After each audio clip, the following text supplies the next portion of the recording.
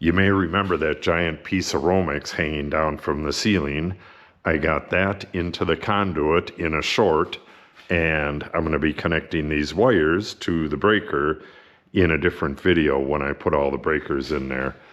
I got this run done yesterday.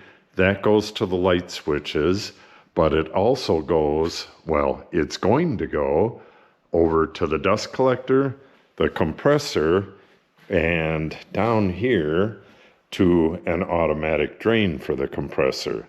That is going to be this video.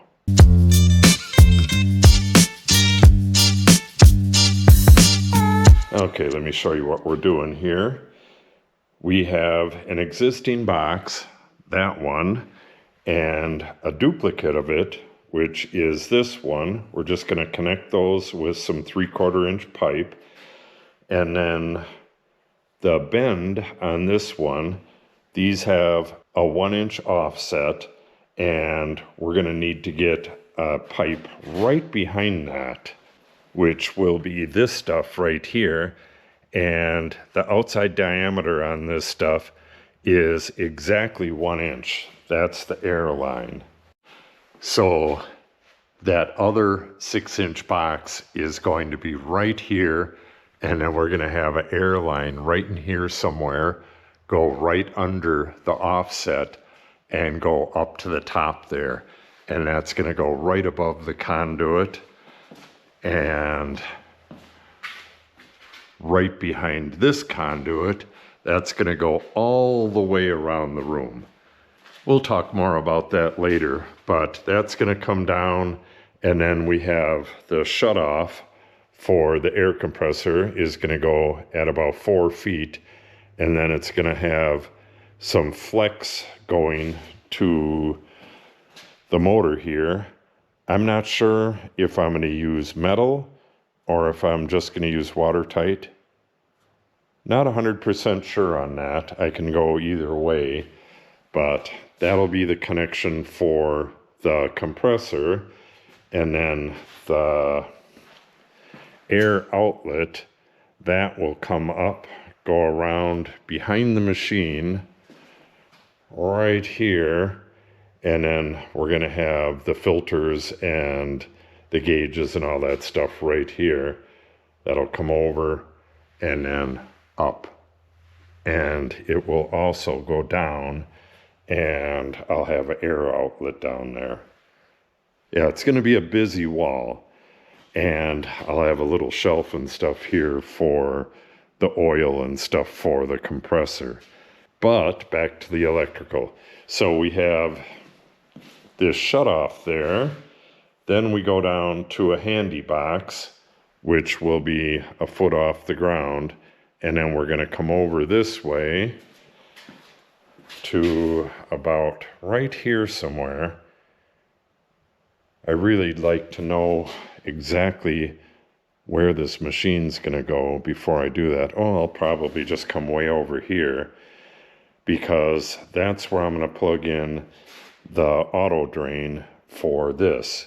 So yeah, it'll probably be better over here where I can see it. The auto drain will be on the bottom of the machine, and that will drain right through the wall here. And there'll be a timer and other stuff on there. Yeah, very busy wall indeed.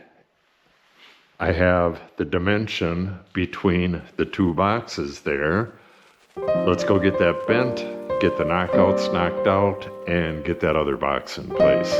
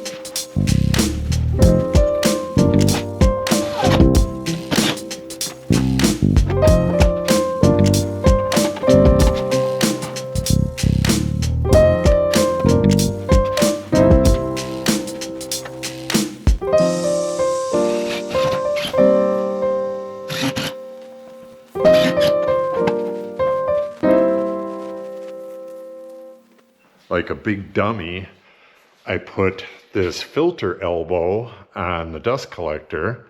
No reason for it yet, just to get it out of the way, I guess. But now it's in the way. I need to get an outlet, and I probably should have pre-assembled this, but I don't think that far in advance sometimes. I need to get an outlet for the dust collector off the box and back there somewhere.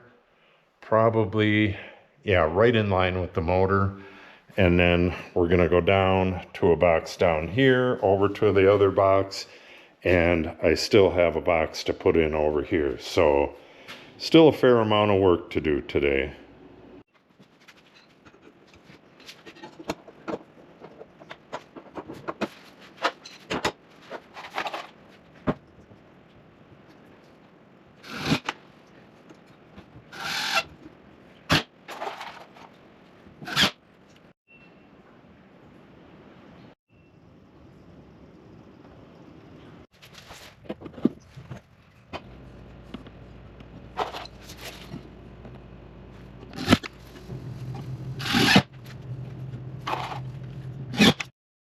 It's April 2nd today, and it's like 34 degrees out there. It's really cold, it's windy, and it's raining like crazy.